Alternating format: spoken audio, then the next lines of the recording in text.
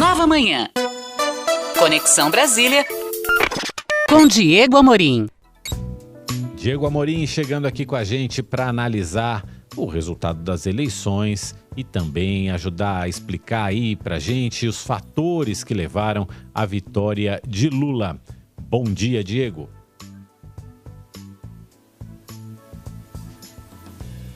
Estamos sem o áudio do Diego. Acho que agora sim. Bom dia, Diego. Bom dia, Mauro. Bom dia, Michele. Bom dia a todo mundo que está acompanhando a gente no Nova Manhã. Olha, a votação foi a mais apertada da história, como a gente já previa aqui na semana passada, uma diferença de pouco mais de 2 milhões de votos entre o Lula e Bolsonaro, ou seja, o Bolsonaro cresceu sim do primeiro para o segundo turno, mas não o suficiente para ser eleito. Até agora, 7h02 da manhã, Jair Bolsonaro, seus filhos e seus principais aliados, como o ministro Ciro Nogueira, não se pronunciaram sobre o resultado de ontem à noite. O último tweet que nós temos até aqui do Ciro Nogueira é um em que ele projetava a vitória de Jair Bolsonaro com um percentual de 50,09% dos votos válidos, o que não se confirmou. Com a derrota do Bolsonaro, Mauro, Michele, é a primeira vez que Jair Bolsonaro vai ficar sem mandato desde 1989, quando ele foi eleito vereador do Rio de Janeiro, depois foi emendando ali eleições à Câmara dos Deputados em Brasília e agora, pela primeira vez, Jair Messias Bolsonaro vai ficar sem mandato político. Nós temos caminhoneiros aí em algumas regiões do país, na Via Dutra, fazendo bloqueios em protesto ao resultado de ontem.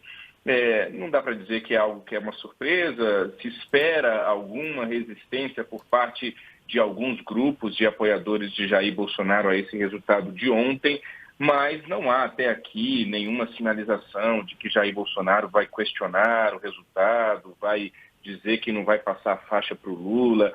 E aí eu entro numa das primeiras explicações de por que o ex-presidente Lula, mesmo com todo o seu histórico, mesmo com todo o seu passado, ter voltado à presidência da República. Eu diria, Mauro e Michele, que assim como o Eduardo Cunha, ex-presidente da Câmara, que abriu o processo de impeachment de Dilma Rousseff ali 2015, 2016, escreveu no Twitter que Bolsonaro perdeu para ele mesmo. Eu concordo com o ex-deputado federal Eduardo Cunha. Quando Jair Bolsonaro optou, ao longo do seu mandato, em fazer discursos, falas voltadas única e exclusivamente para o seu cercadinho, para aqueles apoiadores fiéis que, acontecesse o que acontecesse, estariam com ele de qualquer maneira, Jair Bolsonaro perde a capacidade de ampliar o seu eleitorado, como ele fez em 2018.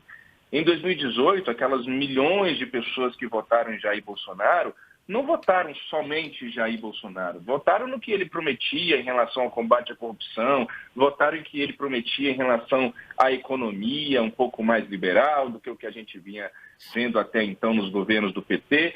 E nesta eleição, neste pleito de primeiro e de segundo turno em 2022, Jair Bolsonaro insistiu até quase aos 45 do segundo tempo em falar única e exclusivamente para o seu público. Então, eu elencaria como principal ponto para essa derrota do Bolsonaro a sua incapacidade de ampliar o discurso para fora do cercadinho. As pautas de costume, elas encontram eco na sociedade brasileira, que é uma sociedade majoritariamente dita conservadora. Mas quando o Jair Bolsonaro decide fazer aquelas críticas além do tom ao sistema eleitoral brasileiro, quando ele deixa uma dúvida se vai ou não respeitar o resultado eleitoral, veja só você, isso muito provavelmente não vai se confirmar. Jair Bolsonaro não vai dar golpe militar, Jair Bolsonaro não vai questionar o resultado da eleição, mas ele deixou isso em aberto durante um bom tempo do seu mandato e certamente isso fez com que ele perdesse votos para o ex-presidente Lula. E o segundo ponto, eu colocaria só 2, acho que já está de bom tamanho. O segundo ponto é, de fato, o comportamento de Bolsonaro na pandemia. Eu gosto de, toda vez que eu entro num táxi ou num carro de aplicativo, perguntar em quem vai votar e por quê. E o que eu mais ouvia nas últimas semanas era a seguinte frase, talvez você, Mauro, Michele, também já tinha escutado assim, e o nosso ouvinte também. Olha, se o Bolsonaro tivesse ficado calado na pandemia, ele estaria reeleito. Essa é uma frase que eu ouvi ao longo de quase toda essa disputa do segundo turno. Então, o brasileiro não esqueceu o e daí, o eu não sou coveiro, vai comprar vacina na casa da tua mãe, para que a pressa, para que a ansiedade, eu não posso fazer nada, vai todo mundo morrer mesmo. Só citei aqui 7 frases de várias que foram ditas ao longo da pandemia pelo presidente Bolsonaro e que certamente tiveram um impacto eleitoral. Dito isto, eu queria elencar 5 pontos rapidamente daquilo que Lula precisará fazer daqui até janeiro e no início do seu terceiro mandato como presidente da República. Primeiro, vamos ver o que Lula vai conseguir com Rodrigo Pacheco, presidente do Senado, e Arthur Lira, presidente da Câmara. Ambos são candidatos à reeleição aos seus respectivos cargos de hoje. O Pacheco vai querer continuar como presidente do Senado, Lira vai querer continuar como presidente da Câmara. Arthur Lira já fez ontem, assim que foi decretado o resultado pelo Tribunal Superior Eleitoral, um pronunciamento, divulgou uma carta que ali já deixava claro que, como para surpresa de ninguém, Arthur Lira está aberto e disposto a conversar com o ex-presidente Lula. Isso vai ser importante porque, de novo, nós temos aí o orçamento secreto como uma pauta importante. O que o Lula vai conseguir negociar com o parlamento no que diz respeito ao dito orçamento secreto? O segundo ponto é como que o ex-presidente Lula vai montar o seu ministério. A gente sabe que ele vai aumentar a quantidade de ministérios que tem hoje, ele já vinha ventilando isso. O próprio Bolsonaro, se reeleito, também aumentaria o tamanho do Estado brasileiro com os ministérios se fosse reeleito. E vamos ver como é que o Lula vai conseguir montar uma equipe que agrade a esquerda, agrade os campos mais à esquerda. E veja, o Lula é eleito com alguns atritos internos. O PSB, que é o partido do vice Geraldo Alckmin, chega neste momento com uma série de insatisfações em relação ao presidente Lula, agora presidente eleito, sobre a condução da campanha. Então, o Lula vai ter que organizar internamente a esquerda para dar espaço para quem ele vai querer dar, vai ter que atender a velha guarda do PT, né? A gente está falando de Seu, de Bezuino, do deputado Zé Guimarães, a gente está falando de Gleisi Hoffmann, a gente está falando de Aloysio Mercadante, e ele vai ter que atender esse pessoal todo que chegou com ele para essa tal da frente ampla. Então tem a Simone Tebet, que é do MDB, que ele chama de golpista até ontem, ele chamava de golpista, vamos ver se ele vai parar de chamar de golpista o MDB e vai trazer o MDB junto novamente. E vamos ver o que o Lula vai conseguir fazer com o PP, Partido Progressista, Ciro Nogueira, o PL do Valdemar Costa Neto e o Republicanos, partido ligado à Igreja Universal. Esses 3 partidos que nós sabemos são hoje base forte de Jair Bolsonaro, mas não são bolsonaristas, a gente dizia isso aqui no Nova Manhã há um tempo, são partidos do Centrão que certamente estarão prontos para ouvir o que o ex-presidente Lula, agora presidente, tem a dizer. Terceiro ponto, economia. Lula vai ter que pensar logo e tomar uma decisão logo até 31 de dezembro, já na transição, sobre o que ele vai conseguir construir com o Congresso Nacional para que o preço dos combustíveis não volte às alturas como estava no passado recente. Jair Bolsonaro fez aquela manobra junto com o Congresso Nacional para baixar as alíquotas dos impostos e assim reduzir na marra o preço dos combustíveis. Tudo isso que foi decidido vence no dia 31 de dezembro. Vamos ver o que o ex-presidente Lula vai ter de solução para os combustíveis. Sobre reformas, eu diria para o nosso ouvinte da Nova Brasil esquecer reforma administrativa. No governo do PT não vai passar nenhuma reforma administrativa, se passar alguma coisinha de algum ponto que não choque ali com o programa de governo do PT, mas aquela reforma administrativa que foi apresentada no governo Bolsonaro, esquece, não vai avançar. O que pode avançar de reforma e deve avançar, e o Lula sinalizou isso na campanha, é alguma coisa de reforma tributária. Privatizações, nem pensar. Então, aquelas que estavam caminhando de maneira já avançada, como a dos Correios, por exemplo, esquece também. O quarto ponto, e quarto e penúltimo, é que o presidente eleito Lula, quando assumir novamente o Palácio do Planalto no dia 1º de janeiro de 2023, vai enfrentar uma forte oposição. Vai ouvir do Congresso Nacional que o crime compensa, vai ser sempre relembrado do mensalão e do petrolão. Então vamos ver o que o ex-presidente Lula, agora presidente eleito, deixa eu me acostumar a chamar de presidente eleito, estou chamando de ex-presidente toda hora. Vamos ver o que ele vai conseguir fazer também diante dessa oposição que vai ser ferrenha. Metade do país não somente votou no Jair Bolsonaro, como está chorando literalmente de ontem para hoje a derrota do candidato à reeleição. Então o Lula vai ter que governar para o país todo. Vamos ver como é que ele vai lidar com essa oposição forte e o que ele vai fazer com o desmanche do combate à corrupção no governo Bolsonaro, com o enfraquecimento do COAF, com a Procuradoria-Geral da República apenas assistindo a tudo. Me permita essa crítica, senhor Augusto Aras. Em raríssimos casos, Augusto Aras ficou ali olhando o país acontecer.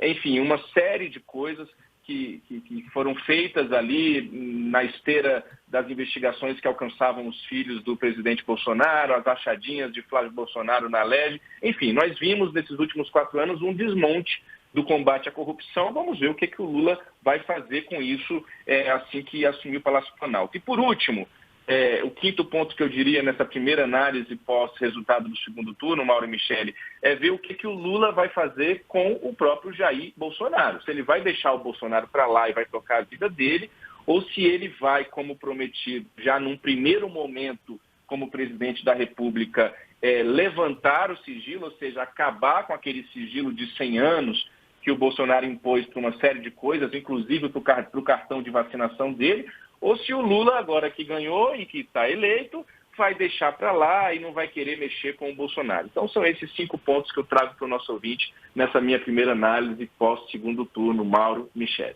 Vou botar um pontinho a mais, Diego. O Lula tem também a missão de pacificar o país. E a frase do primeiro discurso dele como presidente eleito, que está marcando todas as manchetes de hoje, não existem 2 Brasis. Ele que dedicou uma boa parte ao discurso dele à necessidade de a gente abaixar as armas. Ele usou uma frase também, uma frase que foi bem construída, que ele diz o seguinte: é hora de baixar as armas que jamais deveriam ter sido empunhadas.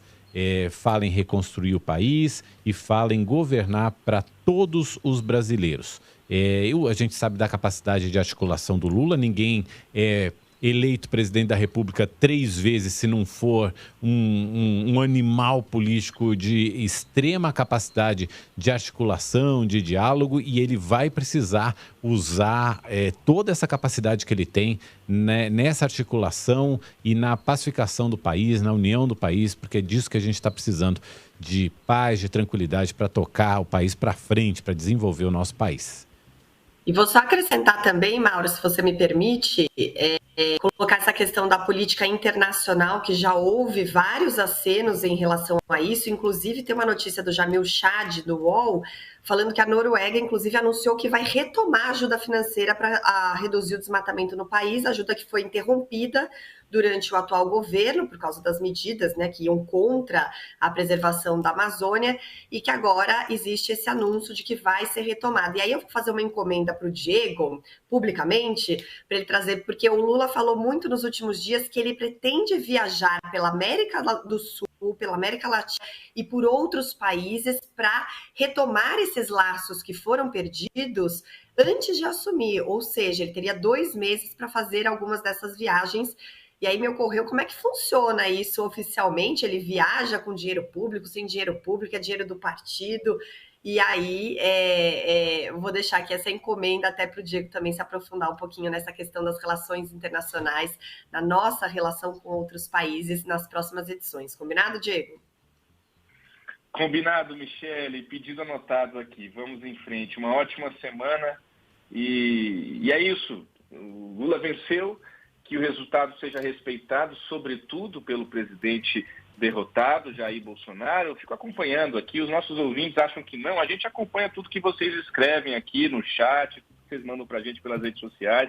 Nós vamos continuar fazendo jornalismo, minha gente, criticando, criticando quem está sempre, sobretudo quem está no poder. Vocês podem ficar tranquilos com isso. Vamos em frente. E, Diego, só mais um ponto que eu coloquei logo no comecinho da edição de hoje em relação ao presidente Bolsonaro. Ele tem, nas próximas horas, 2 caminhos a tomar.